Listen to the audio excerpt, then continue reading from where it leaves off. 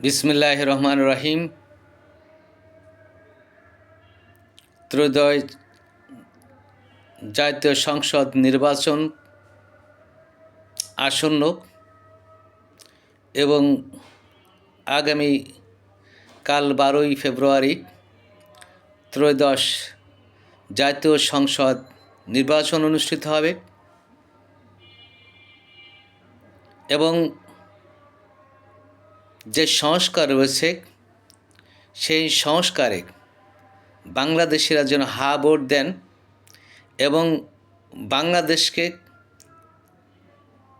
প্রত্যেকটি বাংলাদেশি তার দেশকে যেন বুঝে নিতে পারে, কারোর বা কোনো দলের আধিপত্য, কোনো দলের আধিক্য, কোনো দলের ষড়যন্ত্র রুখে দিয়ে হাতে ভোট দিয়ে বাংলাদেশের জনগণ তাদের সংস্কারের কার্যক্রম সম্পন্ন করবে এবং বাংলাদেশকে বুঝে নেবে, এটাই প্রত্যাশা করি। এবং বাংলাদেশ বিনির্মাণে হা ভোট অত্যন্ত জরুরি। সম্মানিত দর্শক, আপনারা যারা ভোটার রয়েছেন তাদেরকে আন্তরিক শুভেচ্ছা, অভিনন্দন এবং মোবারকবাদ জানাচ্ছি। এই জন্য যে বিগত 15টি বছর পরপর 3টি নির্বাচন এদেশে ভারতের আধিপত্যবাদ এবং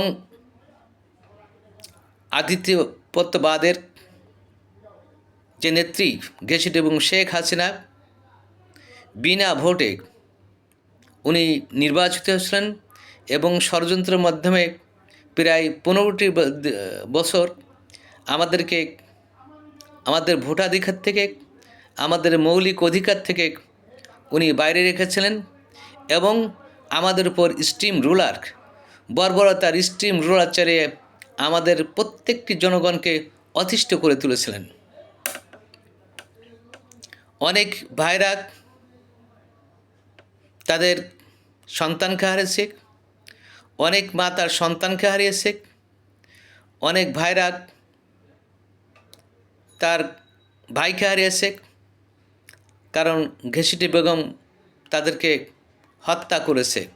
এবং যেসব ভাইয়ের শাহাদত বরণের কারণে 36 জুলাই অনুষ্ঠিত হয়েছিল, সেই 36 জুলাই এর জন্যই সেই 36 জুলাই বাংলাদেশের মানুষ ঘেঁষিটি বেগমকে উৎখাত করে স্বৈরাচারী সরকার শেখ হাসিনা সরকারকে উৎখাত করে বাংলাদেশের একটি সংস্কারমূলক সরকার, প্রতিনিধিত্বমূলক সরকার, দেশপ্রেমিক এবং বিশ্বস্ত সরকার কায়েমের লক্ষ্যে আগামী 12 ফেব্রুয়ারি নির্বাচন অনুষ্ঠিত হতে যাচ্ছে।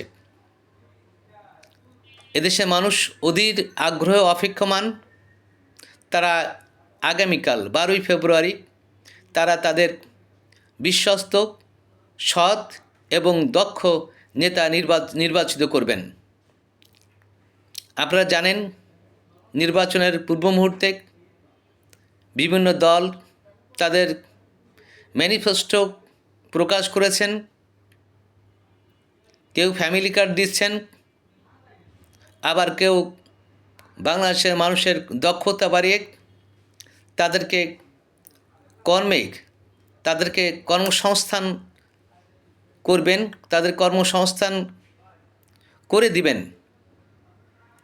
এটা ব্যক্ত করে তারা ম্যানিফেস্টো প্রচার করেছেন।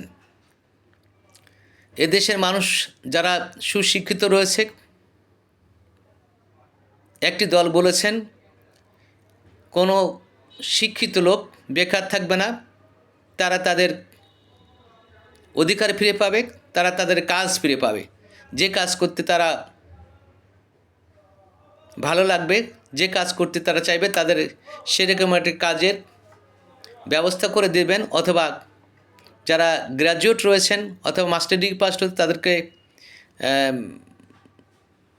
কিছু লোনের ব্যবস্থা করবেন, যে লোন দিয়ে তারা স্বাবলম্বিতা অর্জন করতে পারবেন। আমরা দেখতে পাচ্ছি যে একটি সংগঠন তাদের আধিপত্য ধরে রাখার জন্য অন্য দলের বিভিন্ন ক্যাম্প ভাঙচুর করছেন, বিভিন্ন ধরনের অপকর্ম করে তাদের সাথে পায়ে পড়ে ঝগড়া করার চেষ্টা করছেন। একজন বাংলাদেশের সুনাগরিক হিসেবে এটা কারোর কাম্য নয়। যে দলটি সুসংগঠিত, যে দলের নেতাকর্মীরা সুন্দর এবং ভালো, যে দলের নেতারা কোনো চাঁদাবাজি, কোনো ধান্দাবাজি এর সাথে জড়িত নয়, সেই দলকেই আপনারা নির্বাচিত করবে বলে আমি আশাবাদ ব্যক্ত করি। বিগত 53 বছর আমরা আমাদের ভাগ্য পরিবর্তন করতে পারি নাই। যে দলই এসেছে প্রত্যেক দলেই তাদের নেতারা তাদের কর্মীদের নিয়ে ব্যস্ত, চাঁদাবাজিতে ব্যস্ত, ধান্দাবাজিতে ব্যস্ত, দুর্নীতিতে ব্যস্ত রয়েছেন। তারা জনগণের কোনো ভাগ্য পরিবর্তন করেন নাই।